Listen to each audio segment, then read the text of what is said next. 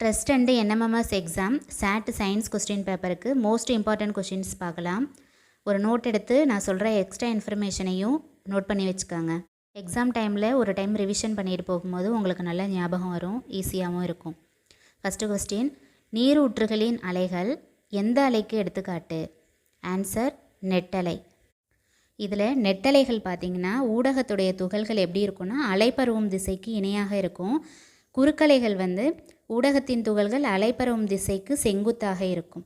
இதை நல்லா பார்த்துக்குங்க. எக்ஸாம்பிள்ஸும் உங்கள் புக்ஸில் கொடுத்துருப்பாங்க, பார்த்துக்கணும். நாம் பேசும்போதும் நம்ம காதுக்கு அடையிற ஒலியோடைய வேகமும் எப்படின்னா நெட்டலைக்கான எடுத்துக்காட்டு தான். நெக்ஸ்ட்டு, காந்தத்தின் பயன்பாடு இல்லாத பொருள் எது? இதில் ஆன்சர் என்னென்னா சைக்கிள், இருசக்கர வாகனம். மற்ற எல்லாத்துலேயுமே காந்தத்தின் பயன்பாடு இருக்குது. மின்சாரமணி, நுண்பேசிகள், ஒலிபெருக்கி, இது எல்லாத்துலேயுமே காந்தத்தோட பயன்பாடு இருக்குது. இருசக்கர வாகனத்தில் மட்டும் கிடையாது. நெக்ஸ்ட்டு, கடின நீரை மென்னீராக மாற்றுவது எது? கடின நீரை மென்னீராக மாற்றுவது சோடியம் அயனி. சோடியம் அயனியை Na+ அப்படின்னு சொல்லலாம். கடின நீரை மென்னீராக மாற்றுவது சோடியம் அயனி. நெக்ஸ்ட்டு, மெத்தில் ஆரஞ்சு அமில கரைசலில் எந்த நிறமாற்றம் அடைகிறது? இதுக்கு ஆன்சர் சிவப்பு. மெத்தில் ஆரஞ்சு அமில கரைசலில் சிவப்பு நிறமாற்றம் அடைகிறது. இதுவே கார கரைசலில் மஞ்சள் நிறமாற்றம் அடைகிறது. நல்லா ஞாபகம் வச்சுக்கோங்க, நோட் பண்ணி வச்சுக்கோங்க. மெத்தில் ஆரஞ்சு அமில கரைசலில் சிவப்பு நிறமாற்றம் அடைகிறது. நெக்ஸ்ட்டு, எளிதில் எரியும் தன்மை கொண்ட வாயு ஹைட்ரஜன். ஹைட்ரஜனுடைய மூலக்கூறு வாய்ப்பாடு H2. இதில் ஒரு புரோட்டானும் ஒரு எலக்ட்ரானும் இருக்குது. இது ஒரு எரிபொருளாக பயன்படுது. இதை கண்டறிந்தவர் யாருன்னா ஹென்றி கேவண்டிஷ் அப்படிங்கிறவர் தான். இது எல்லாத்தையுமே நோட் பண்ணி வச்சுக்கோங்க. எளிதில் எரியும் தன்மை கொண்ட வாயு எதுனா ஹைட்ரஜன். நெக்ஸ்ட்டு, திரவத்தின் அழுத்தமானது அதன் டேஷை சார்ந்தது. இதுக்கு அடர்த்தி. திரவத்தின் அழுத்தமானது அதன் அடர்த்தியை சார்ந்தது. அடர்த்தினா அதோடைய கன அளவு, நிறை, அதை பொறுத்து தான் ஒரு பொருளுடைய அடர்த்தி இருக்கும். நெக்ஸ்ட்டு, நம் வீடுகளுக்கு வழங்கப்படும் மின்னோட்டம் எது? நம் வீடுகளுக்கு வழங்கப்படும் மின்னோட்டம் மாறுதிசை மின்னோட்டம்.